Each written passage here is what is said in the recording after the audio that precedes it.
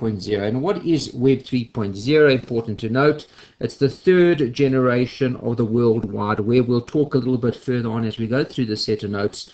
Well, what was Web 1 and Web 2? The fact that this is Web 3, well, what were the first ones? And we'll have a look at those. Okay, the key behind Web 3.0, okay, it's moving more and more towards DLT. DLT is digital ledger technology. We'll talk about that in a second, okay. But one of the key aspects, one of the key components of Web 3.0, one of the key components of DLT, distributed ledger technology, okay, is that it's aiming to, the key word is to decentralize. Another key word you might find is to democratize, okay. And what it's aiming to do is to open up the system, open up, and particularly when you move to this concept called decentralized finance, which is one of the key components of Web 3.0. It's to decentralize, to open up, to democratize anything finance related. In other words, whenever you see Web 3.0, okay, you're going to find the word decentralization, opening up, democratizing, okay, connecting people, peer-to-peer automated services. So really, and the key that I want to just try and stress as we start this particular reading, okay, is there may be some among us that are not that familiar with digital, with tech, with Web 3.0, etc. Always try as best as you can to try and really bring it back down to what is like traditional finance, going to a bank, making a deposit, and all making a loan, taking out a loan.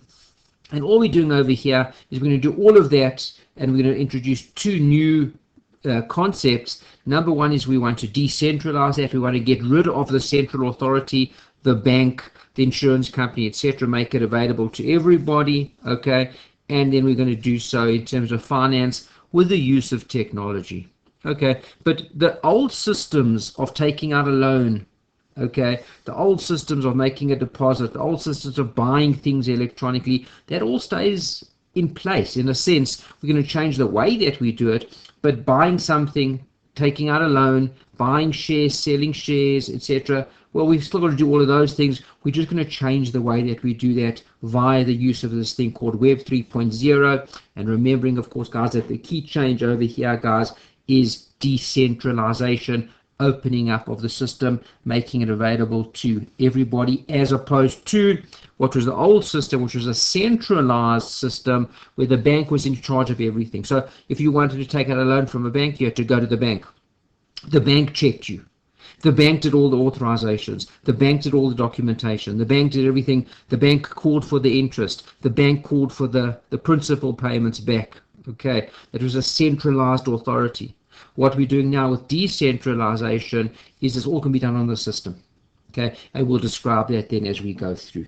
Okay, we start off first and foremost with decentralized finance. And if you just look at the word, okay, what is it? Number one, it's decentralized. As mentioned, we're taking it away from the centralized authority. And what is it? It's finance. Anything finance related, okay, could be taking out a loan, making a deposit, making a payment, buying shares, selling fixed income securities. Anything finance related, we are trying to decentralize it, take it out of the hands of the central authority, okay, and make it available to everybody. Okay, and one of the key components of DeFi, okay, is the DLT, the distributed ledger. And again, let's break that word down. Okay, we don't want any complications today. Distributed ledger and technology. So first and foremost, let's look at the word ledger. A ledger is just a ledger, like any old ledger from the last 100 years. Okay, it's a book where we record whatever we want to record. A loan, a purchase, a sale, anything like that. It's just a ledger. Distributed, okay, distributed now goes back to what we're looking to do, is it is available to everybody. It's decentralized. It's available for everyone to have a look at. It's transparent. It's open, etc., etc. And how am I achieving this particular ledger of mine? Well, it's not a book that we used to do in the olden period. Okay, it's not a piece of paper. It's all done via technology. Okay, So if you look at the word DLT, often people become a little bit overawed, particularly those that haven't worked with it much, and you say, well, DLT, distributed ledger technology. Okay, break it down. So just a normal, the L stands for, it's a normal ledger. Okay, distributed, it's available to everybody, and technology, we're going to be making good use of technology, and the key technology that we're going to be using is going to be called the blockchain. Okay, and we'll talk a lot more about that as we go. Okay, now, and I'm going to read it to you verbatim so you can see that I haven't made anything up over here. Distributed ledger technology is a fintech development. Okay, it offers improvements in the area of financial record keeping. Okay, it's an efficient means of creating, exchanging, and tracking ownership of financial assets. And here's another key word: on a peer-to-peer basis. It's distributed, it's democratized, it is decentralized. We no longer want the banks involved. And that was one of the key things, if one has to go back about 10 years, probably even a bit longer than that, maybe even 15 years, when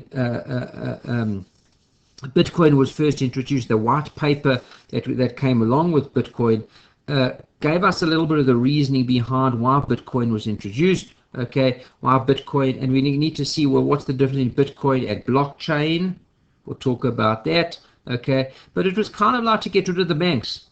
Okay, that if you wanted to do a transaction, it didn't have to go through the banks. No one had to see exactly what you're doing. The bank wasn't the big brother that could watch over everything in terms of its regulation and all that kind of stuff. We had another system now that was more open to everybody. Okay, we move on a little bit over here. Okay, and we talk a little bit about this distributed ledger.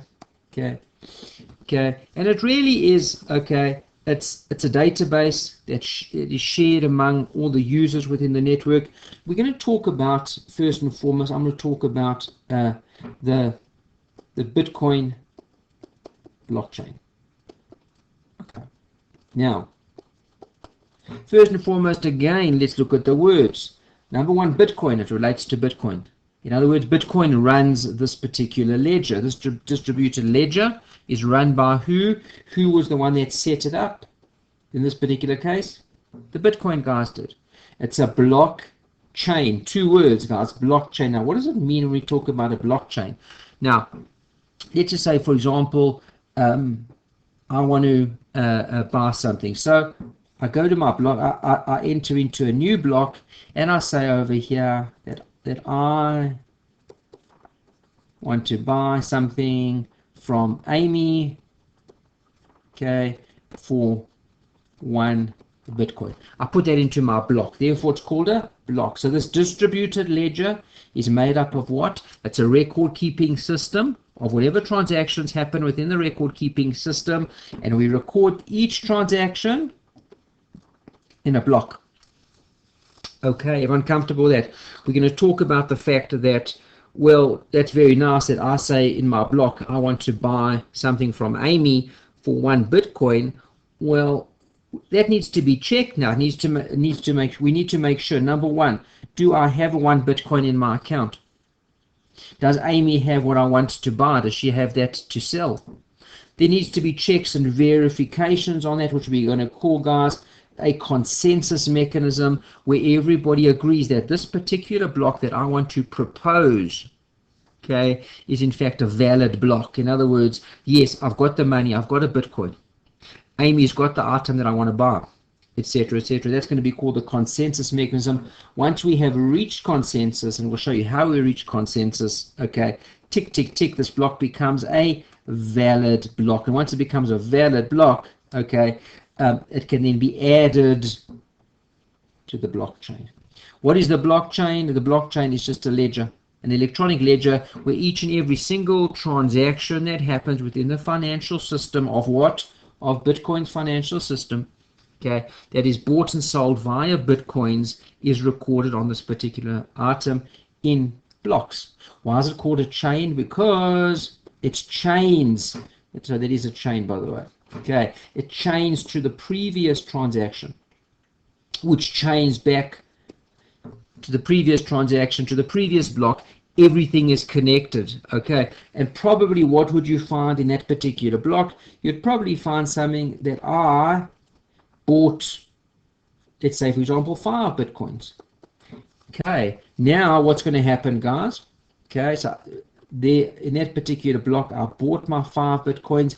In this next block, I'm buying something from Amy for 1 Bitcoin. What's going to happen, guys? Well, it's all chained together. Now the system will update and should record. When I initially had 5 Bitcoins, I've used 1 Bitcoin to buy something. I now have 4 Bitcoins. And can you see why everything chains together? Everything's recorded in blocks, and it's chained together. It's called a block chain. And now I've got 4 Bitcoins left over after that. Okay, but yes, everything, 2 key things we're going to see over here. Number 1, okay, is first and foremost that everything's recorded in blocks, but they've got to be interconnected and chained together, hence the term blockchain. And each block, before it can move to the next block, it's got to be verified via this thing called the consensus mechanism. Who verifies it? Well, on the Bitcoin system, okay, where we use BTC, which are Bitcoins, we've got these things called miners. Miners will check that for us. Okay, remember, a miner doesn't work for free. No one works for free, in fact. Okay, and based on that, we're going to have to pay the miners. Okay, when they mine, we pay them with Bitcoin. They earn Bitcoin. That's why you find people still mining on the Bitcoin system. First of all, it's a verification system. Okay, it's a consensus mechanism. They check that this block is, in fact, yes, a valid block. And once it's known to be a valid block, we can move on and we can chain it to all the previous blocks. The whole Bitcoin blockchain, the whole Bitcoin system will then update itself. Okay, and there we go. Okay, just a point to remember, and this is one of the, we're going to talk about this more as we go forward. One of the challenges of Bitcoin, okay, and any blockchain system is that when a transaction has been validated by the miners, and it says, yes, yes, tick, tick, this is a valid system, we can move ahead with it, we can chain it to everything that happened before it, okay, we use an interesting word called immutable. Immutable means that it now cannot be changed. It's done. Okay, so, and that's one of the good things, and I suppose one of the risks as well with Bitcoin is, or any other kind of blockchain system, is that once it's done, it's done. And that's why you often find when there are these things that a person loses their Bitcoin wallet or their identity, it's done. There's no way to get that back because things are once put into the system are what we call immutable, cannot be changed. But the good thing about the blockchain system is anybody can download the Bitcoin. You can go and do it this whenever you like, and you can see all the transactions there on the Bitcoin. So it's all available, transparent, and accessible to anybody else on the system. So all you ought to do is get onto the system. Remember, there are 2 kinds of systems. There are systems that are permissionless, in other words, available to everybody. You do not need permission. And then there are permissioned systems, which, yes, you need permission to get onto that. But remember, the more you make your Bitcoin, and Bitcoin's blockchain is called the Bitcoin blockchain. Ethereum have got their own blockchain, and many other providers have got their own blockchains upon which they use their own coins. Bitcoin's blockchain uses their own coins called BTC. Ethereum blockchain uses its own coin called Ether. Okay, that's the Ethereum coin. Okay, and the challenge is the more you make your own system more and more permissioned, in other words, people to get onto the system, well, you need permission to do that, the more the less open the system becomes, the less you're in effect achieving your own objectives then of trying to make it a decentralized, democratized system. Okay, so most systems are quite permissionless, in other words, doesn't need much to get onto them. Okay, some of the features of DLT, we continue onwards over here, is the use of cryptography, which is an algorithmic process that encrypts data, because remember, we need some kind of a protection. For me, for example, over here, when I go and buy something from someone else, there needs to be a fair measure of protection, so we can encrypt that data to make sure no one else has got access to it and is able to copy that and use up all my Bitcoins that in fact belong to me. We've got a very fancy concept over here, and this is very central to the concept of Web 3.0, okay? It's called smart contracts. Now, as we start looking at these things called smart contracts, okay, it's a contract, normal contract. And let's talk about a normal contract called, let's say, a loan agreement. Now, what would happen in a typical loan agreement? Okay, someone would go to the bank, they would sign the loan agreement, the bank would check that everything that they've said is correct, the bank would lend them the money, the person that has borrowed the money, the borrower, would make regular payments of both interest and principal, or principal at the end, whatever the loan agreement said. Digital ledger technology now has got this thing called a smart contract. What does a smart contract do? As part of one of the blocks, in one of the blocks, now what can we put over there? We put our contract over there. Wow, the whole contract now goes onto the digital ledger. Okay, we don't need a bank for this. The contract goes onto the digital ledger. It's called a smart contract. Why is it called a smart contract? It's a smart contract because it self-executes. So within this smart contract, what have we got over there? We've got all the terms and conditions, whatever the parties have agreed to. We place the smart contract then onto the digital ledger. Okay, and now it does what? It self-executes. Whatever needs to be done per the pre-specified terms and conditions in the smart contract, okay, it's all done automatically now. That gets loaded onto the digital ledger. Everybody at once can see it. Everybody can see what's going on. It's open. It is a decentralized system.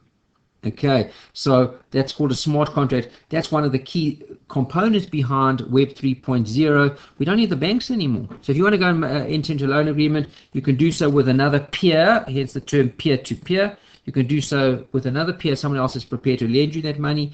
Your contract will go onto the digital ledger, be recorded on the ledger, and it'll self-execute via what we call a smart contract. Okay. And the contract, the beauty about this contract is, let's just say, for example, a payment needs to be made, otherwise there will be a default. Well, if you don't make the payment, there will be default. There's no ways around it, because remember, it's all coded into the system now, and it's going to self-execute. It's going to just do it as the time happens.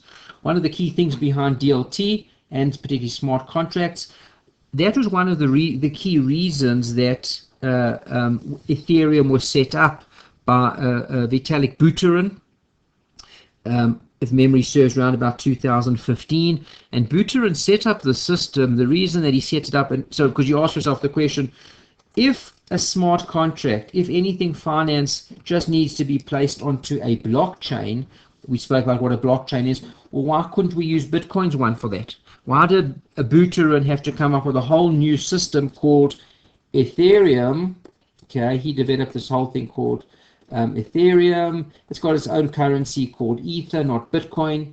He then developed the Ethereum blockchain, which is a completely new blockchain, different from Bitcoin's blockchain. Why was there a need for all of this? Brand new blockchain with new blocks, new transactions, smart contracts which we can put into those blocks. Why was there a need for all of this? We had a system already. Buterin came along and said, "Now hold on a second. The Bitcoin system is a bit, for use of a better word, underdeveloped. We need a more advanced system that can accommodate things like smart contracts and all good things like that, such that we can take DeFi, decentralized finance that we want to decentralize, take out of the hands of the banks and give it to the hands of the people." Okay, but we needed a fancier system for that. Hence, he developed the Ethereum system. Okay. It works quite similar, of course, to Bitcoin, because remember, it works with a blockchain. We chain blocks together. Each transaction gets recorded where? In a block. It needs to be approved. It needs to be validated. I'm not going to go too much into the detail behind that, and then it can be used after that. Okay. We've spoken about all this over here. I'm not going to spend much more time here. Let us turn to the page. Okay. And just very briefly, if we had to say to ourselves, well, how does this all work? Transactions take place between a buyer and a seller. Okay, the transaction is broadcast to everybody. Everyone gets to see it. Then it needs to be validated. Okay, once it's validated, the transaction or the new block is now formed in my blockchain, now forms part of the ledger. This block is then linked or added to all previous blocks. Okay, and the entire ledger, the digital ledger, the DL, the digital ledger, now gets updated to record our new validated block. Okay, we've spoken about DeFi already. I'm not going to spend too much more time on there, but DeFi just stands for decentralized finance. What I'm trying to do is I'm trying to make finance decentralized. Okay, and you'll see often we use smart contracts, And then now you can see why we built it on the Ethereum blockchain, because Ethereum is a far more advanced system. I know blockchain, Bitcoin blockchain might not want to hear that, but there we go. Okay. We come to this concept called tokenization. And tokenization involves, for example, we've got physical assets, real estate, luxury goods, commodities, etc., etc. Now, in order to transfer these items among people, let's just say, for example, let's pick on real estate, okay, it requires substantial efforts. We need to verify the ownership. The bank will then need to verify that. Transfer will need to take place between parties. Is the real estate in fact owned by the person who says it is?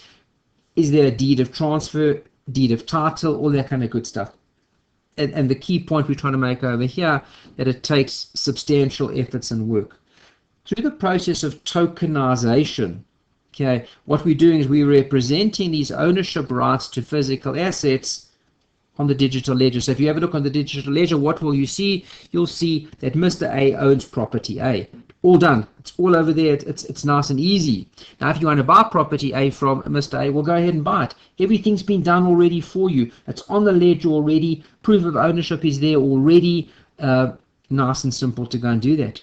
Okay, so now you don't have to go and do everything. It's all been done for you. All the historical activity related to the property has been, what would you say, chained together via all of the blocks. It's all been updated.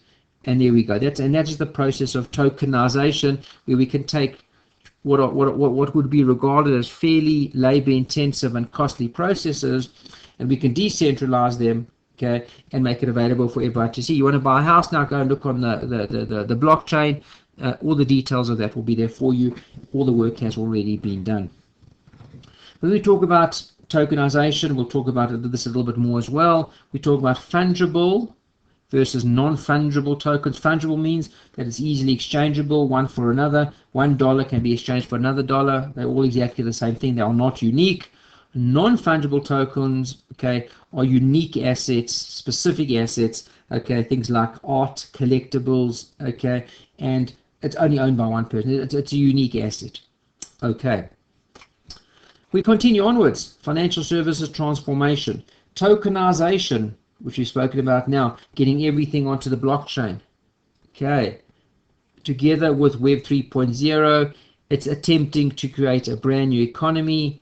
DeFi, okay, therefore, is a Web 3.0 peer-to-peer system. Look at the words over here, by which financial products or services, and we talk about the old traditional financial services, products and services, loans, banking, anything like that, can now become available to the public on a decentralized blockchain. That decentralized blockchain is typically going to be Ethereum for the most part. Okay, and you turn the page over here and you top of page 5, do take a look over here at the process. Okay, we've got all these various items. There's Web 3.0, there's your DeFi, decentralized finance. We'll talk about D-data and all that coming up. All the assets are tokenized, everything's put onto the system in nice blocks, and we can execute transactions via smart contracts. Hope that makes sense over there. Okay. Currently, DeFi is involved in tokenizing, okay, traditional financial services. We call that contemporary DeFi. Traditional financial services include things like trading, lending services, derivatives, asset management, insurance. All the traditional financing services can now be tokenized and put onto the blockchain. But DeFi is moving towards tokenizing anything, not just the traditional stuff, any digital asset or physical asset, and that's now going to be called universal DeFi, everything. Okay, when we look at the new digital economy, what is that aiming to do? Okay, ownership economy, everybody can participate, everything is digitalized, virtualization, okay, often we don't have a physical item, but we can create a virtual version of that. Cryptocurrencies, that is the specific currency that's used for each particular system. The Bitcoin blockchain will use Bitcoin as its cryptocurrency. The Ethereum blockchain will use its currency. It's called a native coin, a native currency. Ethereum's one is called Ether.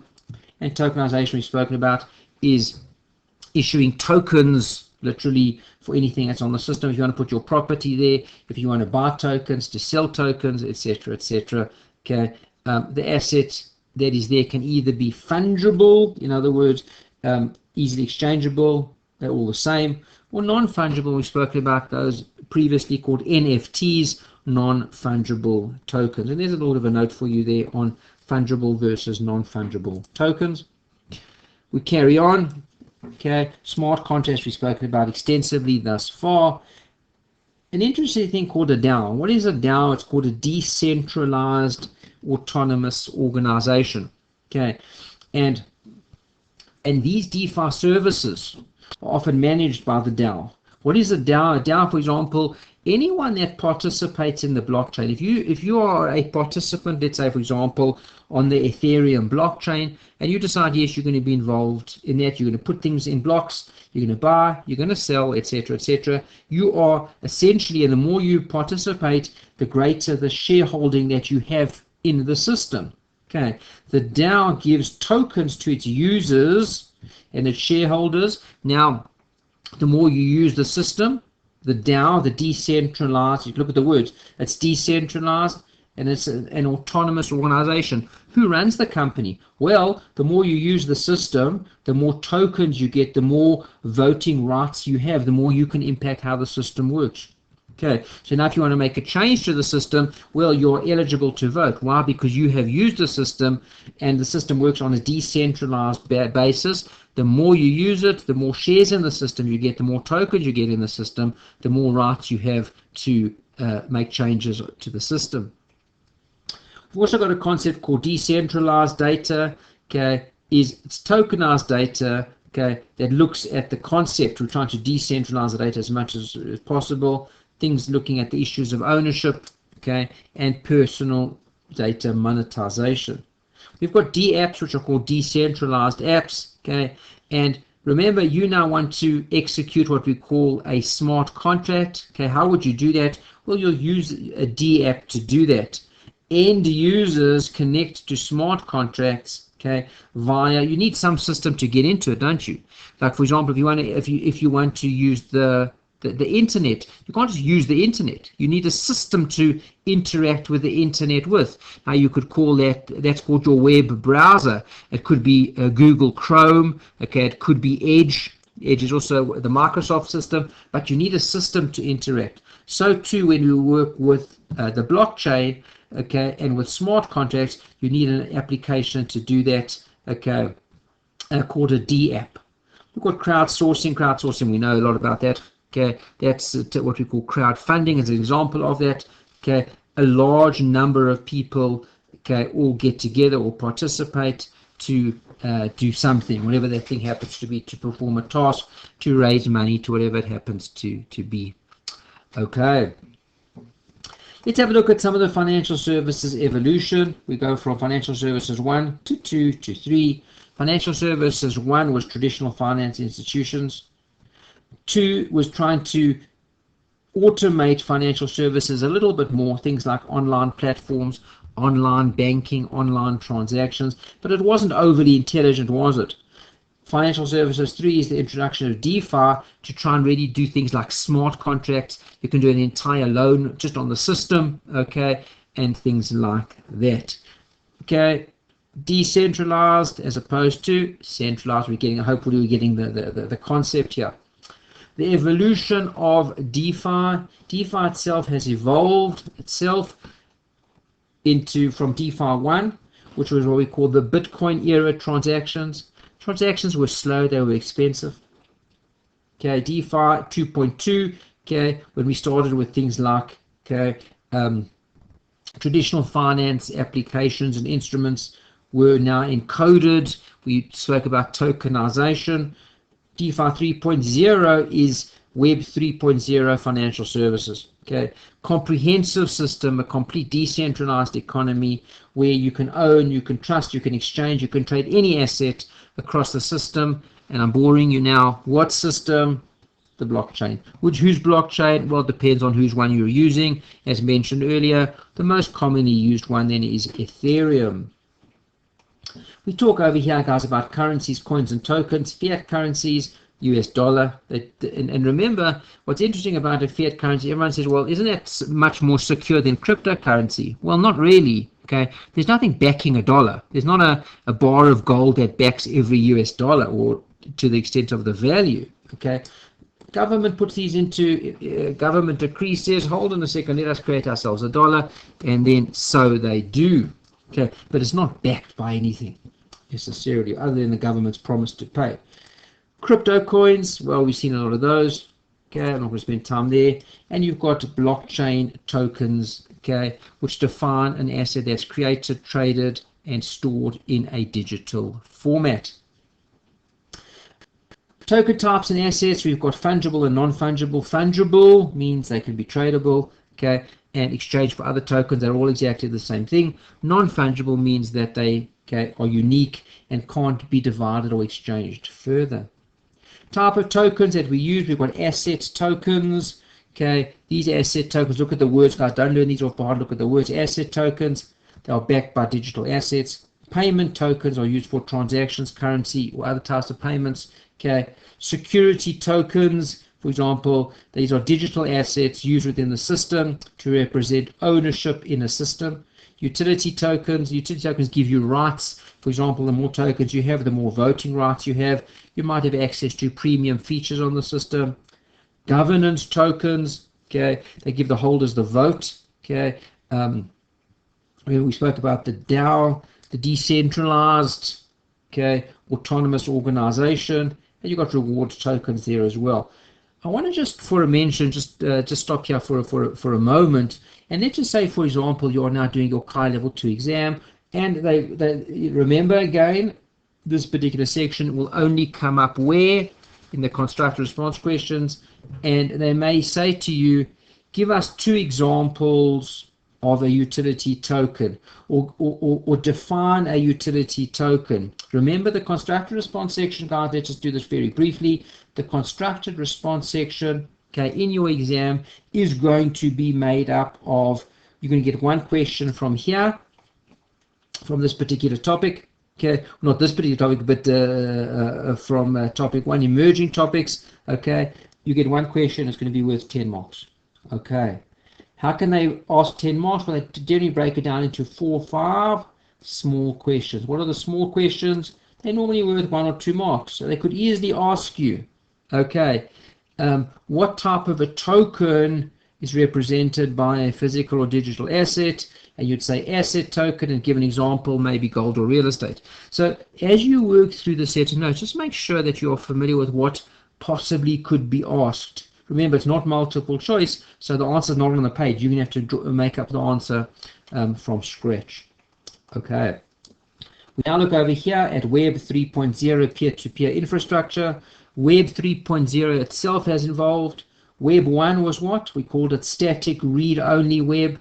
For example, Google. In other words, you could search for things on the web, so it had a certain amount of usability, but it was fairly limited in that you couldn't interact with others, you couldn't generate content or anything like that. Web 2.0 became the social read-write web. A good example of that is YouTube. You can now participate in the system, you can contribute content, you can interact with others. Web 3.0 is a read-write execute web. You can do anything over here. Remember, smart contracts, peer-to-peer transactions, things like that via the use of tokens. We turn over. Okay. Web 3 technology. I'm not going to spend too much time over here. Smart contracts. We've spoken about smart contracts extensively before. One of the things just to remember about smart contracts is and when you think about a smart contract, remember it's just a block that we now put onto the blockchain, and my smart contract is there. All the terms, let's say, for example, it was a loan, so all the terms of the loan are there. They've all been pre-agreed between the parties, and remember, the smart contract will now self-execute. Okay. But remember, just like when you want to get onto the internet, you need a system to help you do that. It's called your web browser. It could be Google Chrome, it could be Edge, anything like that. So too, when you want to design and work with a smart contract, you need an application, a front end to assist you with the execution. That was called a DApp. We saw that earlier. Okay. We've also got decentralized identifiers, which enable verifiable decentralized, okay, digital identity. Okay. Digital object identifiers, okay, are used to identify objects uniquely on the internet. What are unique objects on the internet? Your URLs, specific web pages, ISBNs, okay. And then you've got universal object identifiers that identify all digital and physical objects. I wouldn't spend too much time on the detail over here, guys. You've got edge computing and storage. Edge compute and storage are some of the key technologies of Web 3.0. Interplanetary file system. Well, okay, it's a decentralized distributed file sharing and storage protocol, which just allows for file storage and distribution, okay, across the network. You've got federated learning, which is really just a machine learning technique which trains models on the system. Okay. You've got federated data infrastructure, which is a framework for collaboration, allowing users to communicate with each other in a secure manner, keeping the data belonging to the original owner, the raw data at least. And you've got federated machine learning, which is a decentralized training of the machine learning model, okay, to enable collaboration among the users, but again, that original data is kept owned by the original owner. Okay, blockchain tokenization, again, we have spoken about this already, okay. In terms of digital, you'll see there is a fair measure of repetition because we try and put everything back into the learning objectives as they need to be. Okay, so sometimes things do get repeated a little, but this we've seen already in terms of the blockchain. Okay, and I'm not going to repeat all of this for you. It will make people a bit crazy. Other than just to go on a little bit more perhaps over here, when we look at cryptography, we look at, remember what we said? We said, okay, hold on a second. Somebody now proposes a transaction. How do you propose a transaction? There's your block. My block says that I want to buy something from Amy, as we mentioned earlier, and I'm going to pay 1 Bitcoin for that. That's my block. Is this block valid or not? Well, it needs to be checked. Who checks it? Typically, there's different systems, but typically on the Bitcoin system, the miners will check it. How does the miners check it? It's called proof of work. Remember, in order to check it, they've got to mine.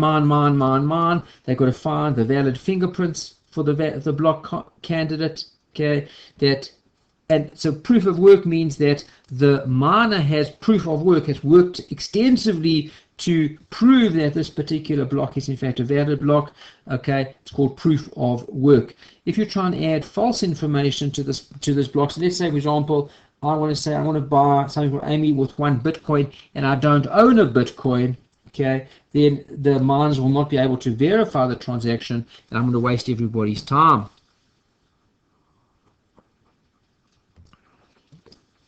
We've also got another system for verification or for consensus. It's called proof of stake. More related then to the Ethereum system. The Ethereum system, that the holders of a digital asset, okay, remember when you use the system, you get a certain amount of voting rights and can use their holdings as voting rights to provide consensus on each block. Now remember, as soon as everybody voted and it says yes, it's a good block, it's a valid block, the block will be validated. That's in the proof of stake system. Proof of work system, that's when the miners go out and mine. And why do they do that? Why do they check? Why do they verify that it's correct? Remember, they get paid for that. They get paid in Bitcoin for that. So it's a worthwhile procedure. Okay, smart contracts, we've spoken about a lot. As you can see, guys, there's a little bit of repetition here from what we've seen a little bit earlier on. Okay, so I'm not going to go through that again. Blockchain, again, we have spoken about that in detail. I'm not going to spend more time on that. Just to mention over here, guys, we've got the other types of blockchains. We've got a hybrid blockchain, which is hybrid between what? Combines public and private blockchains. Okay. And a private blockchain, that network that is pegged. Okay. Why do we do that? Because pegging makes it possible to get private transactions and a better transactional performance, but still it allows or it maintains the integrity of the blockchain. We've got a consortium blockchain, okay, when they all get together, it forms a consortium, okay, as opposed to a single entity. And you've got a side chain, okay, it's a blockchain that runs in parallel then, okay, to the primary blockchain. Okay, we now move on to the building blocks of DeFi. Okay, DeFi makes use of multi-layered architecture. It's not just one. You need to build layer upon layer upon layer within the DeFi system.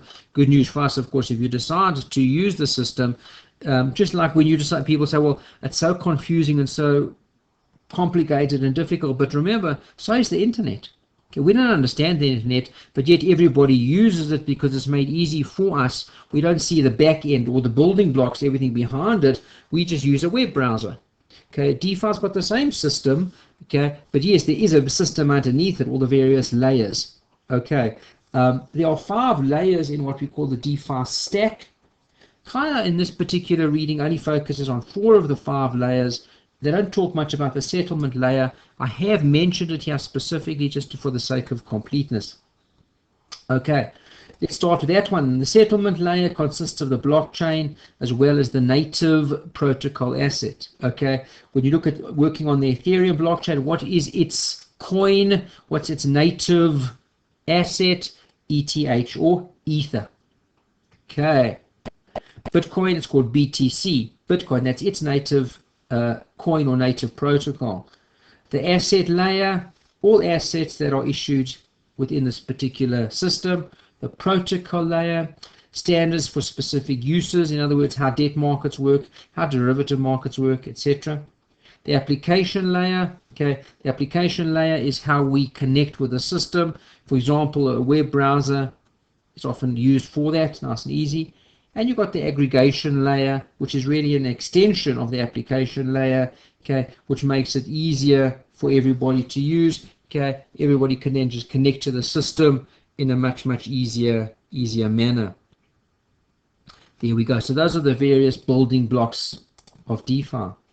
We look over here, top of page 11, some of the DeFi opportunities. It's an efficient system.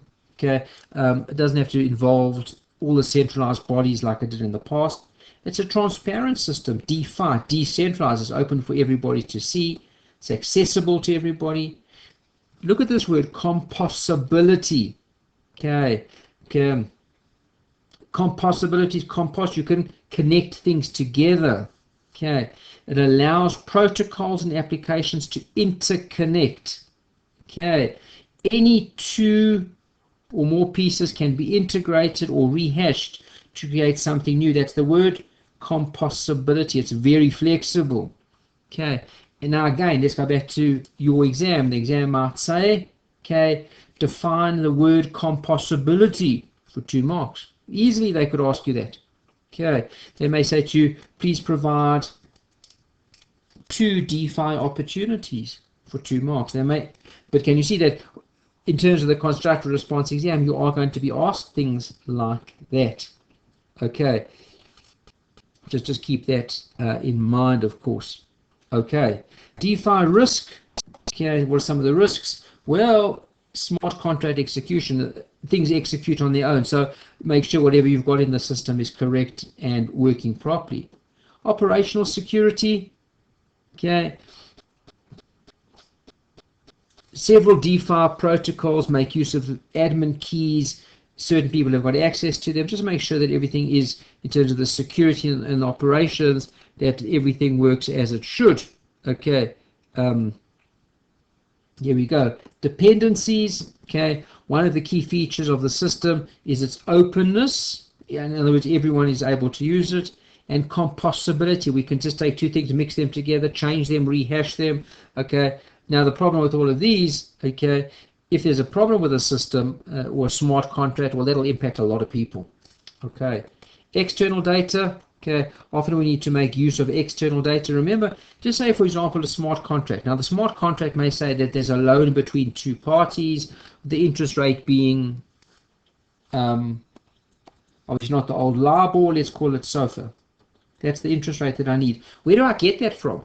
Often what will then happen, the smart contract will have to go to an external data system. Guys, that's called an oracle, and get the data from there. So often we do need to pull, the system will need to pull data from other systems. Just watch for that. Of course, we know about illicit trading and scalability. Okay, remember, blockchains have got, there's always a trade-off between decentralization, security, and scalability. Now remember, let's just talk about the first two. If you want your system to become more and more decentralized, everyone's available, well then your security goes down. If you're going to say, well, let's make it less and less decentralized, you can secure the system better. Same thing with scalability as well. Okay, so in CAIA level 1, they call this the trilemma. Okay, trilemma being that you've got these three concepts, decentralization, security, and scalability, all kind of like working against each other. Okay, so one has to be a bit mindful of that. Yes, if you want to improve your decentralization, well, hold on a second, that might then have an impact then on your how everything else works. Okay, those are some of your risks. We talk about the different exchanges. You've got centralized exchanges. Remember, the more centralized an exchange is, the less it complies, I suppose, with the principles of DeFi. Okay. Decentralized exchanges, that's an exchange, okay, that is completely decentralized, okay, and don't require users to put any money with a centralized exchange. Okay, the user's in control of his assets until the trade's been executed, etc. Some of the key trading technologies, I wouldn't spend too much time over here. You've got your central limit order book, called your CLOB, okay, which is a technology that matches buyers and sellers, and it's a transparent list. Everyone can see it. Multi-dealer platforms are as opposed to single dealers on a single asset, okay, a single user, sorry, okay, and multi-dealer platforms are non-exchange financial trading venues that, and hence the word venues, because it's multiple platforms as opposed to single platforms.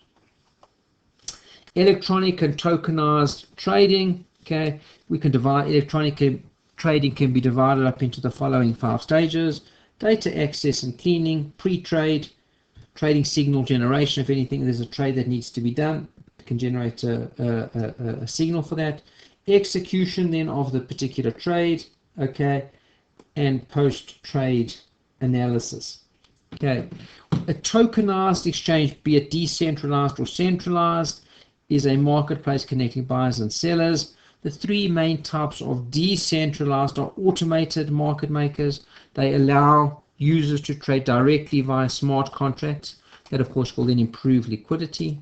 We've also got order book decentralized exchanges. They can either be on-chain. On-chain means that everything works within the blockchain. Okay, nothing leaves the blockchain.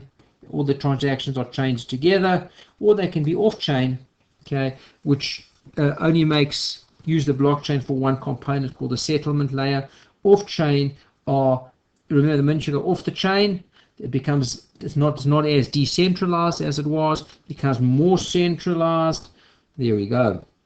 And you've got decentralized aggregators, and aggregators, just look at the word, guys, okay, aggregates everything together. It consolidates liquidity, and how does this all via a smart contract.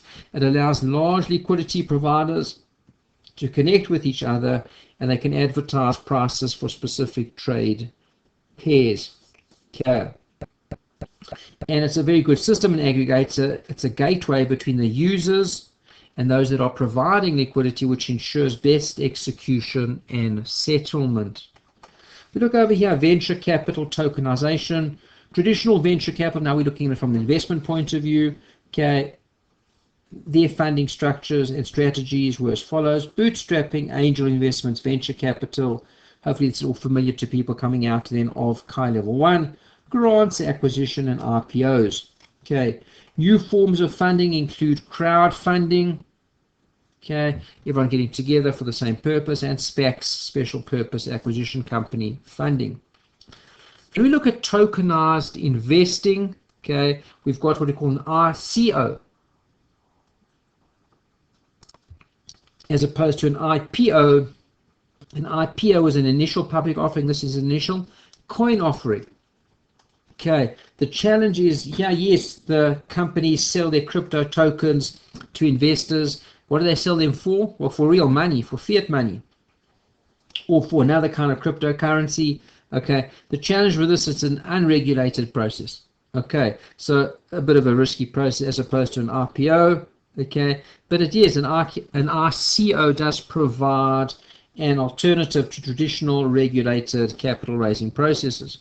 Okay, they may have lower issuance costs and shorter capital raising timeframes than would a stock standard normal IPO. We've got exchange offerings over here. This is an offering whereby tokenized digital assets are sold through an underwriting of the cryptocurrency and security token exchanges. Top of page 14. Initial ICOs are often result in the issuers raising too much money, and yes, they were often prone to scams as well.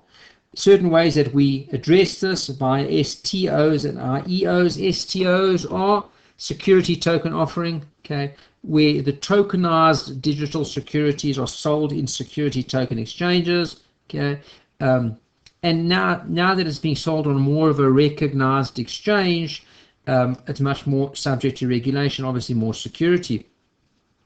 IEOs, initial exchange offering. This is a public offering where the crypto exchanger itself, the exchange itself, operates then as an underwriter. Okay. Other types of offerings include utility token offering. Remember, utility is the more you participate, the more rights you get on the particular ecosystem. And platform token offering. Okay. There's an expectation that online platforms and digital incubators will in the future act as underwriters for their own participants. That's a future look. Regulation of DeFi, not an easy one because it is a decentralized system. Okay, the following policy actions are available to regulators. It's called a regulatory sandbox, okay, which allows innovative startups. You can develop safely, okay, even if the product is a potentially risky product, because you're doing so under the close supervision of a regulator. Guidance, regulators may issue guidance or expectations regarding products. Legislation, which would cover existing rules as well as required enforcements, as well as any kind of new regulation. And then there could be enforcement there as well. Companies are warned about certain activities that they may be doing. They may get exemptions from regulation, okay, etc., etc. Look at regulation, Web 3.0, compliance and regulation. How would you comply? DeFi FinTech, we can use all the new financial services to do that. And RegTech, regulatory technology as well, okay, that can be used to police DeFi and support compliance. That then brings us to a close of reading 1.3, Web 3.0 tokenization. On page 15, we have included a few questions there for you, okay. And then on page 17, of course, we have the solutions for you to the edge checkers. Do take a look at some of those. Make sure you are able to answer those particular questions. And as per usual, when we come to the conclusion of a reading, we always ask our candidates to go back to the beginning of the reading. Just do take a look then again at the learning outcomes over there on the very front page of every set of our notes. And make sure you are able to answer. For example, describe Web 3.0. Are you able to describe it? Can you explain tokenization? Do you understand what DeFi is? And go through those just to make sure that you have taken in what you needed then from the particular reading. This brings us to a conclusion of reading 1.3, Web 3.0 tokenization.